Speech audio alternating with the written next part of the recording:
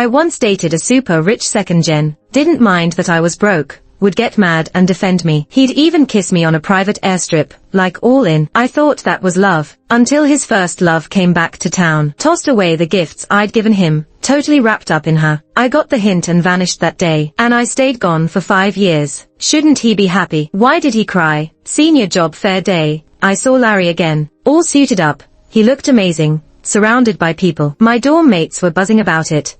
Everyone wanted to join Ross Air, all cause of Larry. Can you believe it? He's just 1 year older than us. Larry's 23, heir to the airline, like, legit second gen in the industry. Aside from that killer status, he's also just a total knockout. Ridiculous body, perfect features, tiny face. Last year, Ross Air hired a bunch of male celebs for PR, but Larry totally outshone them on stage. Everyone says Larry's the best ambassador for Ross Air. I looked over, seeing him calmly answering questions. Not the Larry I remembered. He was sharp, cold. His pretty lips only ever spoke words that hurt. My dorm mates kept chatting. Check out campus beauty. Practically throwing herself at Larry. Don't they see his girlfriend right there? Helen's stunning, like made for him. I heard they go way back to childhood. Talk about a perfect pair. Don't you think Anna kinda looks like Helen? Suddenly it was about me. Do I look like Helen? More than just a little. Otherwise, how would a broke kid like me, from some rural backwater, have caught Larry's eye 5 years ago? He'd tutored me personally, teaching me about airplanes, and he'd kissed me on a private airstrip. Gave me a dream.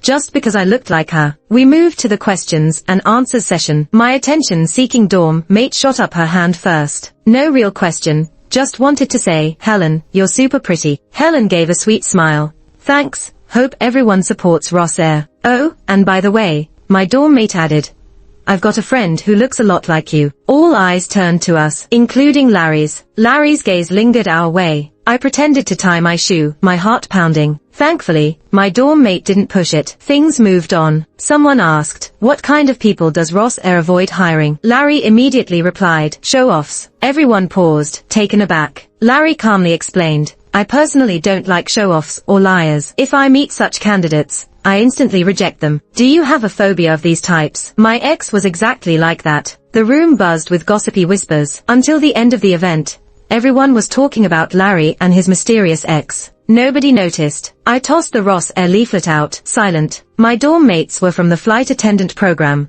I was in the aviation tech track. Basically, I'm a pilot. They all wanted Ross Air, but competition was fierce. The whole flight attendant program was prepping for it. My bold dorm mate, Linda, was closest to me. Before the written test, she sighed, Anna, I'm so jealous. You're a shoo-in for Ross Air. Why's that? Because you're the only girl in your track. Plus you're top of the class. Ross Air would be silly not to have you. Maybe. Female pilots aren't that hot in demand. No, you've got it wrong. Women have slightly weaker physical abilities than men. For you to be top, you must have worked way harder. Even I know that. Ross Air can't overlook it. I chuckled. But I'm not aiming for Ross Air. What? Why not? She was shocked because Ross Air's perks were unbeatable. Who'd pass up top pay? I said, I'm shooting for other airlines. Linda gasped, you're crazy. The pay Ross Air offers pilots is beyond dreams. Which airline can match that? It's not about money. Didn't mention that part. I sent Linda into her exam, walking alone on campus. The sun was gentle. Looking back, 8 years ago, when I first met Larry,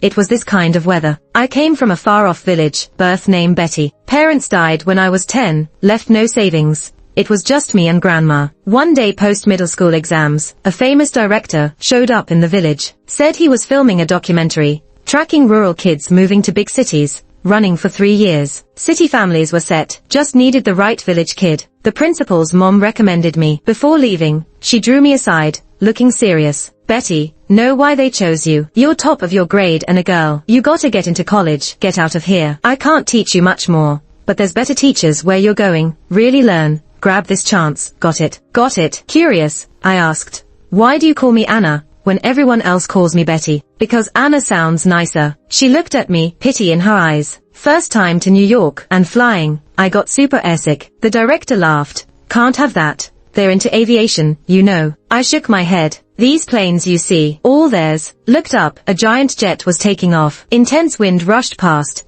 setting my heart racing. That breeze blew into my teenage years. Changed everything. Ross Air's chairman's family adopted me. They threw a fancy welcome party in their big mansion. Gave me tech I'd never seen. Even though it was my welcome party, I was the quietest, most out-of-place person there. But soon I spotted a kindred spirit, a teenage boy, dressed in black, watching me from the second floor. I'd never seen a boy that good-looking, nor eyes as cold. That was the first time I met Larry. Larry's an only child, the sole heir to Ross Airlines. He didn't like me, probably thought I was too low rent or something. I ended up at his school, in his class even. He ordered me to act like I didn't know him at school. Honestly, I didn't need to be filmed every day either. The filming schedule was all around Larry's dad's timetable. His folks were pretty busy. Most of the time, it was just me and Larry at home. We wouldn't talk, making things super awkward. Our relationship thawed after the first round of monthly exams. I flunked the exams,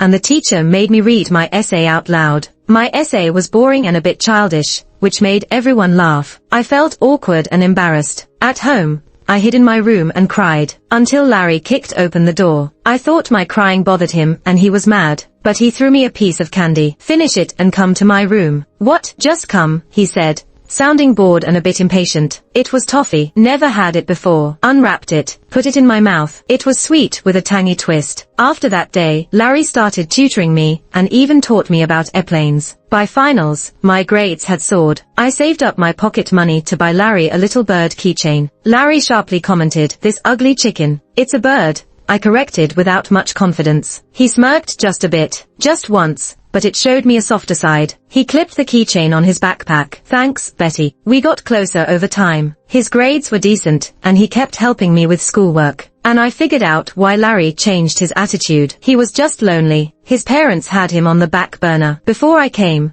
a nanny was the only one waiting for him after school. Larry's initial hostility was because he thought his parents would love him even less now that I was around. Then he realized I became his one true companion. When he had a fever, I braved the snow to take him to the hospital. Through his appendicitis, I stayed outside the OR. The surgery ended, but his parents didn't show up. On his 16th birthday, they promised to come back, but they stood him up till midnight. That night, he was outside smoking, untouched food on the table. House rules said no smoking, but who cared? I wanted to comfort him, but I wasn't good at pretty words. In the end, I just pulled him out for a midnight bike ride. Larry, usually chauffeured, rarely biked. We rode through the streets, embraced the night wind, felt free. I told him about country life, taught him about crops. Looking at the sky, his dark eyes gleaming, Larry said, "One day, I'll fly a route right to your place." We were young.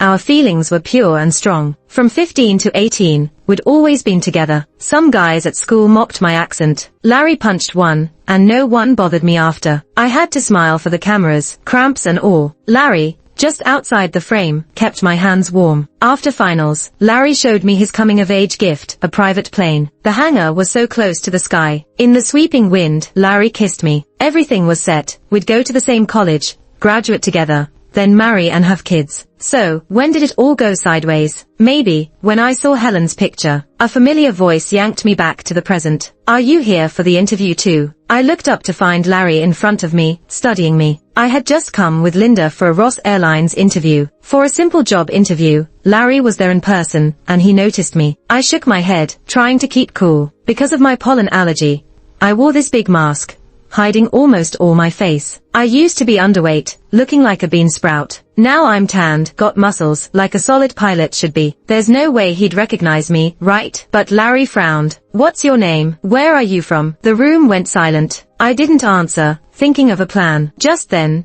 Linda walked out of the interview room and heard him. "My roommate's from some mountain place. Her name is..." Barely started, and Larry looked intense, grabbed me. Betty, he asked, urgently. Linda was confused. No, she's Anna. I took a deep breath, saying, "I'm Anna. Is there something you need?" "Anna, yeah." He didn't buy it.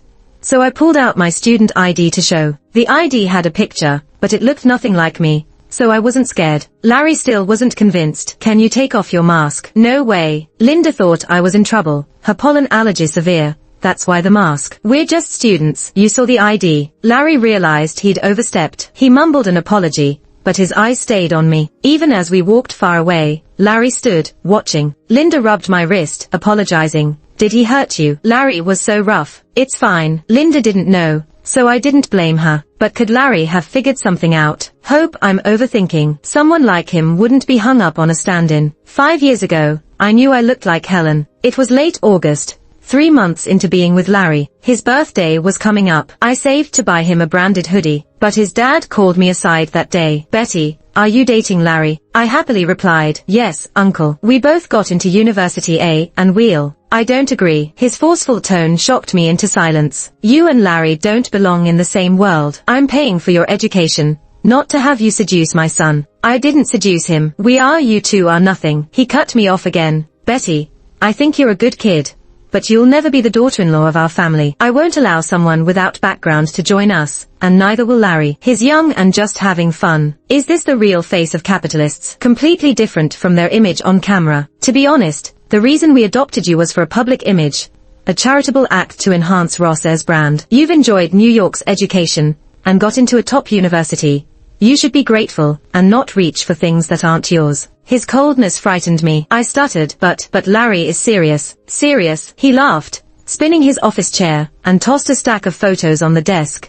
"Look at this girl, Larry's childhood friend. They've been close since they were kids, and Larry adores her. Her family is in the aerospace materials business. A perfect match for us. She just went to study high school in the US before you arrived." That was my first time seeing Helen. We looked alike, but she was more beautiful. I felt like her substitute. A buzz filled my head, leaving me confused. "I don't want to upset you, but Helen is back now, and you need to know the truth. I've treated you like a daughter, and this is for your own good, to prepare you mentally." His mix of kindness and firmness had a tight grip on one's heart. He added, "I like sensible kids. Think about your grandma and your favorite principal. What would they think if they knew you had a bad reputation?" I understood the underlying message. It was both a warning and a threat, but it wasn't his words that ultimately broke me. Returning to the villa, I wanted to ask Larry to clarify everything, but before I even got to the door, I saw the stunning beauty from the photos. Helen had come to celebrate Larry's birthday. She was even prettier in person. They chatted happily, and the sweatshirt I gave Larry in the trash can. What happened next was straightforward. I ended it online. Amidst his busyness, Larry sent a 2-word reply. Reason: "I'm tired. The documentary's over. I'm not useful anymore." I wasn't trying to show off. That discarded sweatshirt held my last bit of dignity. "Larry, Betty, I was just part of your show in New York. Think what you like. I can't help it. Yesterday you said you liked me. Was that a lie too?" "Yes." I wanted to make him mad. He didn't reply again, but the more I thought about it, the more upset I got. I typed a bunch of messages, questioning why he treated me like a stand-in and discarded my gift. My reply was a red exclamation mark. He had deleted me. Just great. My Instagram account was set up by Larry, filled with private school alumni, all elites. His father's words made me realize I shouldn't force myself into a world where I don't belong. So I deactivated the account. I was supposed to enroll at the university, but gave it up and decided to repeat the year. A university wasn't my first choice anyway. I wanted to get into aerospace university, harder for someone like me, who's frail. After a year of hard work, I got an early offer from them. Later, I changed my name, started working out, and lived the life meant for me. Funny enough, the documentary never aired. They feared it would cause rural kids to feel unbalanced, so it got shelved. Not airing was all right. I thought meeting Larry was just a coincidence. A few days later, I went to the department office to pick up my job recommendation form. As I opened the door, the teacher wasn't there, only Larry was sitting inside. Why is he always here lately? Competing for jobs must be intense. Picking up the recommendation form, Larry looked at me intensely. "Come here." I adjusted my mask. "The teacher's not here. I'll come back another day." He handed me the form. Stuck in a dilemma, I slowly moved towards him. Up close, I noticed the bird keychain I gave him still hanging from his car keys. It's been years, and it's already changed color. "Sorry about the last interview." He recognized me. "Not considering Ross Air, top of your class," I whispered. "I've applied to another airline. I can offer triple the salary, but I thought the other airlines suit me better." Larry paused his pen, looked up slowly. "Where's better suited than Ross Air for you?" For a moment, I thought he had a hidden message. As I took the recommendation form, I turned to leave. Larry suddenly lost control and grabbed my shoulder. "Running away again? Think I can't recognize you, Betty?" The room was so quiet you could hear a pin drop. At this point, I sighed and took off my mask. "It's me. So what?" Larry's eyes were dark with suppressed anger, like he was furious. "Quite the stunt. Dropping out, deactivating Instagram, disappearing. Who taught you all this?" I didn't answer. "You were in New York all these years, but never came to find me. Why would I? We're not close. 3 years living together, not close. Larry narrowed his eyes, closing in on me. He's changed over these 5 years, a commanding presence now. I wasn't afraid at all. Instead, I looked up and smiled at him. Larry, there are cameras here. Step any closer, and I'll charge you with harassment. Larry frowned. Betty, you've changed. I haven't changed. I've always been like this. Disappointing, isn't it? Larry didn't say much more. He took out a folded registration form from his suit pocket. Come to Ross Air. After training, I'll arrange for you to take the commercial pilot license test quickly. No way. Don't be stubborn, Larry said patiently. The past 3 years saw many flight cancellations, leaving pilots stranded without work. Now, the exams are backlogged for years. I still refused. For someone like me, who loves showboating and lying, I'm not fit for Ross Air. Besides, I've already committed to another airline. Larry wanted to persuade me again, when his phone suddenly rang. It was a call from Helen. I obediently closed my mouth, but Larry's first words on the call were, I found her. What? Helen was a bit surprised. I found Betty. Larry was looking directly at me. He had it on speaker. The girl I ran into the other day, that's Betty. Oh, I see. Helen's voice sounded a bit down. Helen, after the presentation, you said you'd checked out all the girls' profiles for me. Larry paused for a moment. You said none of them were her. Were you lying? I'm surprised. Their conversation was so sharp. Larry really had changed colder, and less empathetic, not even sparing Helen's feelings. Helen stammered, maybe I missed it. Missed it? The only girl in the flight program. Plus, you'd know it was her from the picture. Larry, are you blaming me now? She asked. Just reminding you, Larry replied flatly. If you're here to be my assistant, you need to do your job. He hung up. I caught the gist. Seems like on the day of the presentation, Larry got suspicious because of what Linda said. Helen had volunteered to check the girls' profiles for him, but she told Larry she couldn't find me. Helen lied. She might have even hidden my profile from Larry. But the thing that blew my mind, you asked your girlfriend to look for your ex. I couldn't help but ask. Larry looked at me, puzzled. She's not my girlfriend. Couldn't get the real deal, so came back for the stand-in.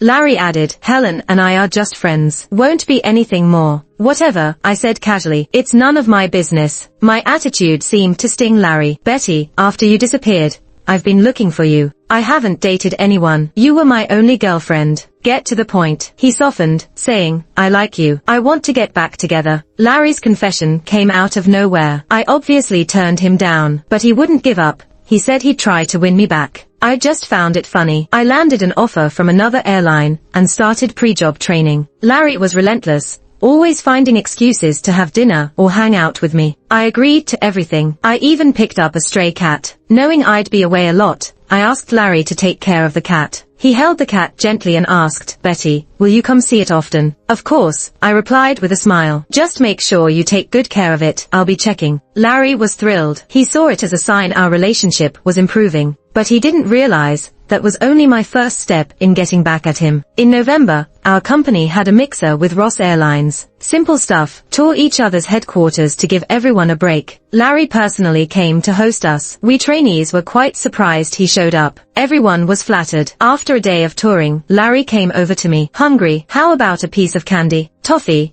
Just like when I was 15. Thanks. Tired today? He asked. Probably not as tough as training.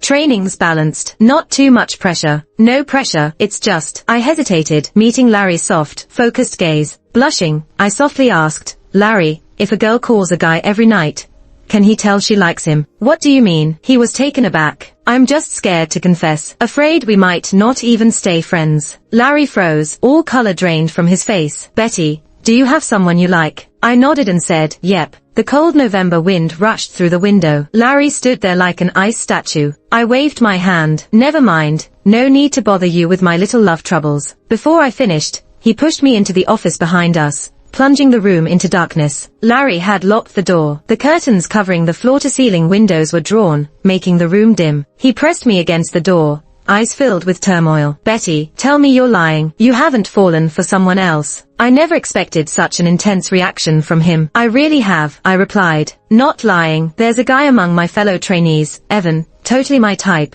with a great build, too. We're in that flirty stage. Larry didn't believe me, so I pulled out my phone to show him. Like, I tweeted yesterday, really want to see a sunset. 5 minutes later, Evan posted a sunset picture. 3 days ago, I tweeted, what's your wish today? Evan quickly shared a song called Want to See You Again Today. These little secret flirts, each one made Larry's eyes almost pop out in disbelief. Hugging me close, he almost trapped me in his arms. So why have meals with me? He asked. Wouldn't let up if I didn't. And why did you ask me to care for the cat? You've got money. You can afford the best cat food. Larry gritted his teeth, finally facing reality. Betty, you played me. I laughed. How could I? I see you as just a friend. Just a friend pushed Larry over the edge. Right then, voices came from outside. Where's Anna? Wasn't she just here? Can't find Larry either. Maybe they are in the office. No way. Larry never lets anyone in his office. They had no idea how close we were inside. Larry holding me tightly, asking fiercely, just friends do this. Larry trapped me in his arms, our breaths mingling. Both of us had candy, leaving a sweet scent in the air. Then, the doorbell rang. Larry, sorry to interrupt. Have you seen our trainee? I held my breath, not daring to make a sound. The trainee said, let's go. No one's inside. Larry, however, tilted my chin up. If I open the door now, what do you think will happen? Wait, I think I heard something. It was Evan speaking this time. Anna, are you there? Larry's grip tightened. He was smart. He'd guessed from the names. Betty, is it him? Evan paused. Was there talking inside? Larry was about to say something. I suddenly wrapped my arm around his waist. He was slim and muscular, and he froze. But I just leaned in to whisper in his ear. Say one more word, and I'll never forgive you. Larry kept quiet, but he looked even angrier. I had to threaten him like this because of Evan. Evan didn't get an answer and left with his people. I finally let out a sigh of relief when their footsteps faded away. Larry's eyes were filled with anger, as if he'd been wronged. Betty, what did I ever do to you to deserve this? He asked. What right do you have to ask that? I lashed out. Once the show wrapped up, your parents kicked me out like I was nothing, just a tool for their show. And you, Larry, I might be poor, but I have feelings. I truly loved you, and all I got was your game playing. What? Larry frowned, looking confused, angry, and shocked. I've loved you so much over these 5 years. And you think that was just a game? His question stunned me. He didn't seem to be acting. What's going on? Weren't you treating me as Helen's stand-in? Who said that? Who the hell said that? I saw Larry's face show something like a breakdown for the first time. I never liked Helen. Where'd this stand-in thing come from? Your dad said it. Him? What did the old man say? I gave him a rough summary of his dad's words. Larry's face grew colder. He's full of it. Yes.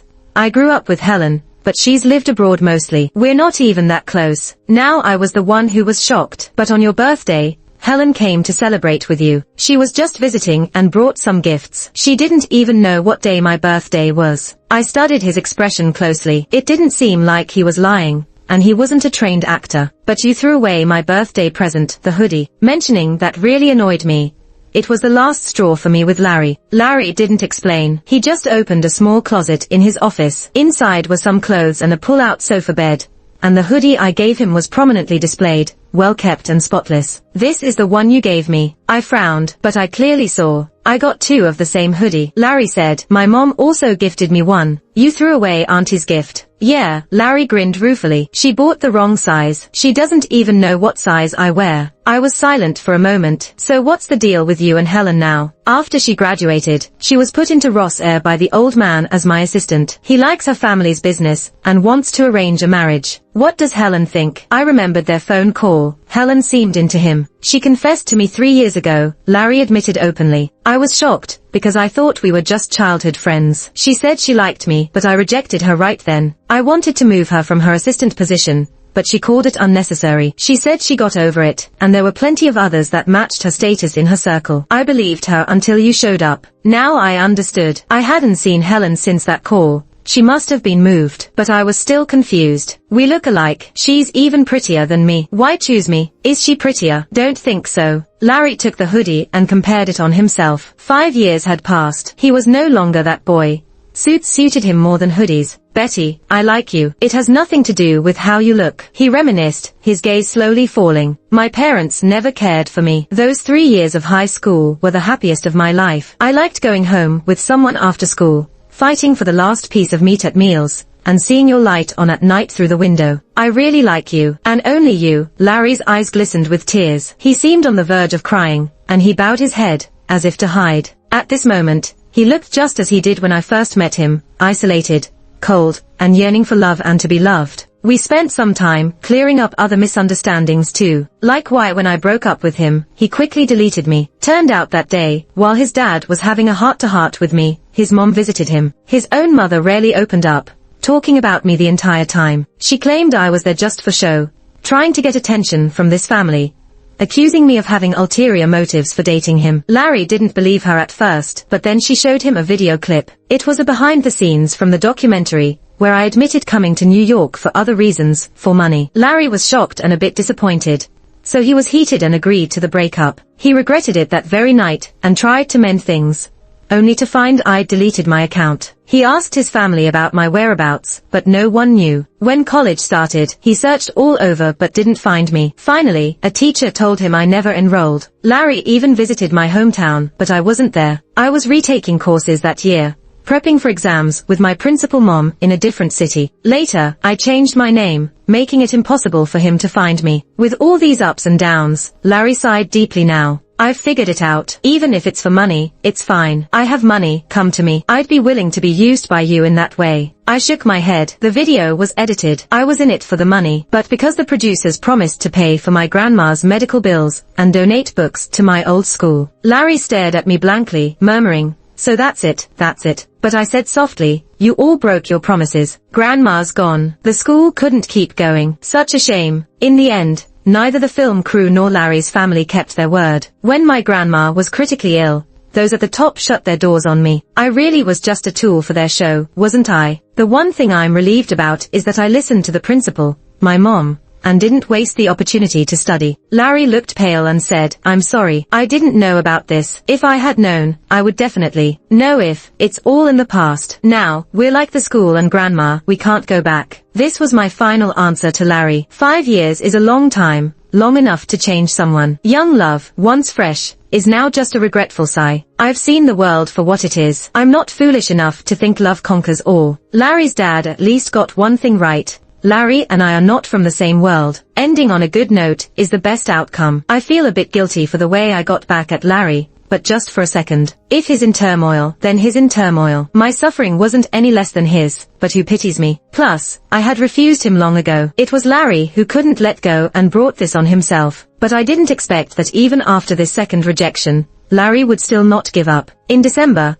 Evan got sick, and I went to the hospital to be with him during his 4 treatment. While picking up meds, I unexpectedly ran into Larry. He suddenly called out, "What's up with you?" I said, "I'm fine. Evan's got a fever." Larry's expression cooled. "And he had you come here. A hospital is full of sick people. Isn't he worried about passing it to you? Doesn't he care about you at all?" I replied, "Don't make wild guesses. I chose to come." Larry didn't look any happier. "Do you care about him that much? Enough to risk illness to be with him?" "None of your business." I kept going about my task. Larry followed me everywhere I went, until I couldn't take it anymore. "Larry, stop following me. Look at me." We locked eyes for a bit, and I was puzzled. "If you're fine, I'm heading out." He finally seemed to deflate, looking all dejected and sad. "Why don't you ask why I'm even at the hospital?" I suddenly noticed, yeah, he didn't look too good. Larry was hoping for some concern from me, but all I said was, "I'm with Evan now. I have a boyfriend, so I can't worry about you." Larry understood the underlying meaning. It hit like a knockout punch. He just stood there, frozen, the color draining from his face. "When?" he asked. "Yesterday." He didn't say another word, just stood there like it drained all his energy. I stopped paying him any attention, and went back to Evan. Evan was great, gentle, and ambitious. He's the most handsome guy in our batch. It just worked out that he liked me too, so it was natural for us to be together. Seeing I took a while to return, Evan asked, "What happened? Did you run into someone?" "Larry from Ross Air." Evan asked casually, "You guys close?" "He came by the office for you a lot." "Not really," I said. "He just wanted me to join Ross Air, that's it." "Why didn't you go?" Evan seemed curious. "Isn't Ross Air your dream airline?" "It isn't actually," I replied. Evan sounded a bit envious as he said, "I wanted to go to Ross Air initially. They pay well, but they are so strict they didn't take me. I just smiled, saying nothing more. After that, Larry stopped coming to see me. Linda, though, kept me updated on him. Linda had become a flight attendant at Ross Air, and got along well with some higher-ups. Anna, did you hear? Linda said all excitedly. Larry and his dad aren't getting along. Looks like he's trying to take over. I was surprised, but then thought, yeah, that's typical of Larry. He always had issues with his dad. This was bound to happen one day. And, Linda added, there's gossip that Larry's heartbroken. He's all twisted up inside, asking the new assistant about being someone's lover after drinking. Wow, he really can't let it go, I said. Who on earth is the girl who got him like this? Helen, maybe, I guessed. Nope, Larry straight out denied it. He and Helen were never a thing. It's gotta be someone else. Wow, you guys are always up to something, I responded. It's your fault for not coming to Ross Air. By the way, how'd your assessment go? I felt a pang of sadness. The final exam for the license had started, but I wasn't on the list this time. I couldn't understand why. I'd been first in everything during training. So why did they pick others? Linda cheered me up that whole night. With her encouragement, I decided to confront them. On the day of the test, I dropped Evan off at the exam hall and then went straight to the leadership to get answers. Initially, my leader was polite. Test spots are limited. You'll get your turn next time. I just want to know why I wasn't chosen. What's the criteria? I asked. That's the decision everyone made. Hard to explain in a few words. It's fine, take your time, I prompted. Soon I'd gotten on his nerves. The leader slapped the table and said, the guys go first for exams. Women wait in line. I was stunned. Why's that? Obviously, men are more suited for pilot roles, longer career spans, and they're not fussy. That's bias, I protested. I've been to every training without missing a single one. I never called in sick and finished more than anyone. How can you judge us like this? What you say doesn't matter. Women get married, and you might quit and stay home. Who dares to hire you all? I was speechless. I never imagined it would be such a dumb reason. I felt I was always behind, and I studied so hard to catch up. I managed to leave my village and become first. And yet, here I was, pushed to the side. Why?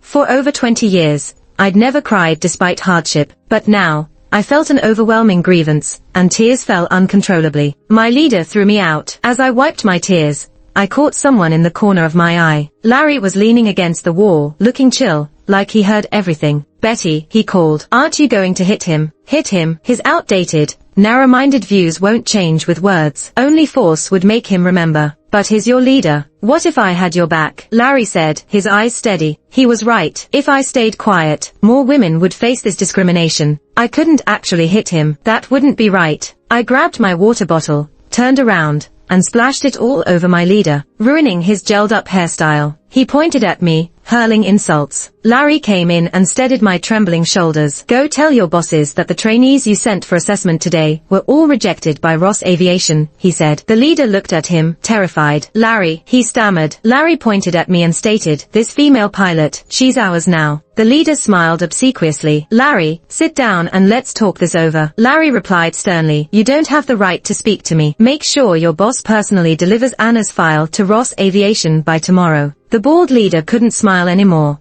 He realized the gravity of his mistake. I sat by the roadside, feeling despondent, not wanting to speak. The winter wind chilled me to the bone. Larry kept talking. Starting today, take a break, but it won't be long. As soon as we receive your file, we'll arrange for you to join.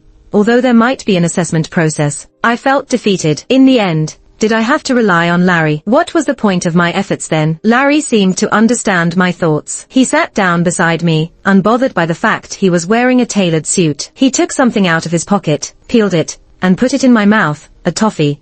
Just like the one he gave me when I was 15. Betty, how do you view the safety responsibilities of an airline pilot? He asked. Carrying the lives of all passengers on your shoulders. Exactly. That's why I wouldn't make exceptions even for you. I was taken aback. Larry's expression was serious and sincere. I'm bringing you on board, not out of personal ties, but as Ross Aviation's manager, after reviewing your past achievements. I believe losing a talented trainee like you is a loss for Ross Aviation. Larry continued, I want to bring you back, but I won't trade a pilot position for your favor. No matter the relationship, I can never entrust passenger lives to someone unqualified. You're joining because your scores were high and you excelled in training, not because of any connections. As for the regulatory assessment, I promise Ross Aviation will select candidates based on performance, not connections or gender. I gradually lifted my head. At that moment, a plane flew overhead, leaving a beautiful trail in the sky. I murmured, "I want to fly." Larry smiled warmly. "Ross Aviation welcomes you." Larry kept his promise. After my file was sent to Ross Aviation, I went through strict exams and evaluations before officially being accepted. On the day I got the offer, the first thing I thought about was breaking up with Evan. I wanted to share the good news with him, but never got the chance. Evan was excited. He'd received his commercial pilot license. It meant he could finally fly commercially. I was happy for him. But then Evan asked, "Anna, are you going back to the airline?" I hadn't told Evan about Ross Aviation hiring me. I wanted to surprise him with the news after getting the offer. I was thinking, since you'll be flying a lot, maybe you could stay home, and we can get married soon and have a couple of kids while you're still young. He seemed to be seeking my agreement, but he was very sure of himself. "Evan," I said, "during training, my performance was better than yours. So what? I got the license first and will become a captain before you. My salary will cover our expenses. If you cut back, it'll be enough." I couldn't believe my ears. How did I not see this side of him before? We'd only been together a month, and now he wasn't even hiding it. "Oh, right," he added, "we're the sole male descendants in my family, so we need to have a son." He kept assigning me tasks. I threw my tea in his face, a move I'd found increasingly convenient since using it on the bald leader. "Are you crazy?" Evan shouted. It was he who was crazy, yet I felt incredibly calm. "I didn't work my way from a rural village to flight school, and all the way here, just to be your baby maker." I stood up, slung my bag over my shoulder, and walked out. Right before leaving, I remembered something. By the way, I got into Ross Aviation. I walked away from Evan's stunned expression. I joined Ross Aviation, becoming colleagues with Linda. I still needed more training, waiting for the next regulatory licensing exam. Meanwhile, Ross Aviation was undergoing leadership upheaval. Larry gradually took control from his father, introducing his principles to the company and ensuring equal pay for female and male pilots. He also engaged in genuine charitable efforts, unlike his father's conspicuous philanthropy, and rebuilt a school in my hometown to offer education to girls. This was just the first one. Soon, more girls' schools began appearing across other impoverished villages. The following fall,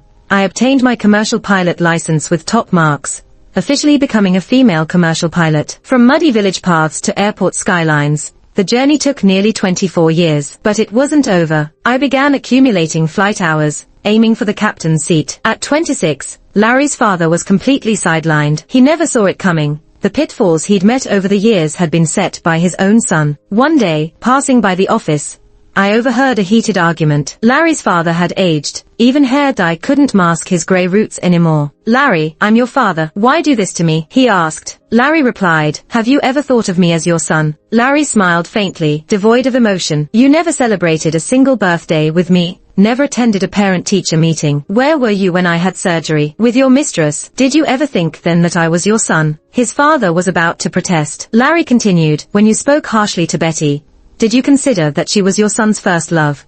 Someone he really adored. You never treated me well," Larry declared coldly. "So why should I treat you any better?" When Larry walked out of the office and saw me, he looked a bit surprised. "When did you land?" "An hour ago. Got here early today. Did you know that?" He smiled but didn't say anything. I get it, though. He's been quietly keeping track of my flights for 2 years, like clockwork. We've grown up, gotten more mature. No more love or no love talk like we used to. We're more than that now. Co-workers, friends. We see each other often, grab meals together, but we don't talk about getting back together. Instead, we discuss routes, flights, city lights. There's just so much in life that's more important than love. Larry has stayed single. I know he's still waiting for me, quietly. Time flies. 7 years just passed like that. In those years, I logged 2,700 flight hours, passed all the tests, became a captain. On my 31st birthday, Ross Air started a route from my hometown to New York. Larry personally gave the command, appointing me as the first captain of that flight. I brought my principal mom to New York,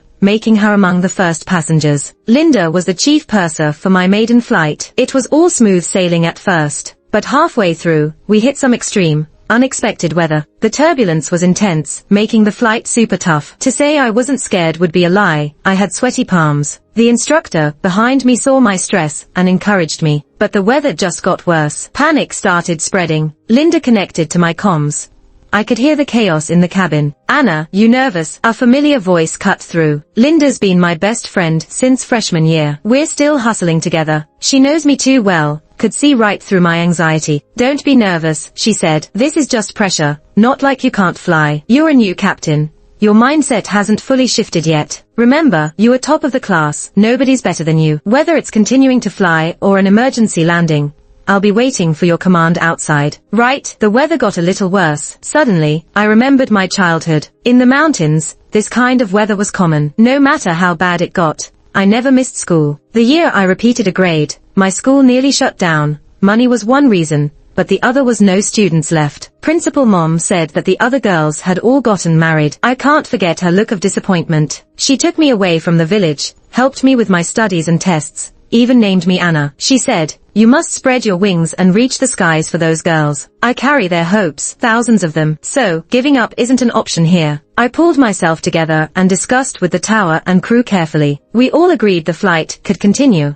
So I called Linda. Keep flying. Just 2 words. Linda exhaled with relief. All right, I'll handle the cabin. I knew she was scared too, but she chose to be my backbone, fighting alongside me. Linda's voice came over the cabin speakers, calming everyone. Trust the captain, she said. 20 minutes later, I finally broke through the clouds, catching a glimpse of sunshine. The airport sat right next to the town near our village. After a successful landing, cheers erupted over the tower broadcast. Once all the passengers were off, Linda's nerves broke, and she hugged me, crying hard. Okay, let's go, I said. After she'd cried enough, we fixed ourselves up, put on our hats, and got off the plane. When I stepped into the airport, I was taken aback. These folks lined the hallway. Some were passengers, others were family members. Thank you, Captain. Thank you, stewardess. Their shouts echoed all around. At that moment, it felt like all my efforts were worth it. Principal Mom's hair was now gray. She was as happy as a kid, telling people, look, the captain is my student. She's our village's first female college student. And right at the end of the hallway was Larry. His eyes were red. In his hands were flowers and a birthday cake he'd had ready. We locked eyes. It felt long,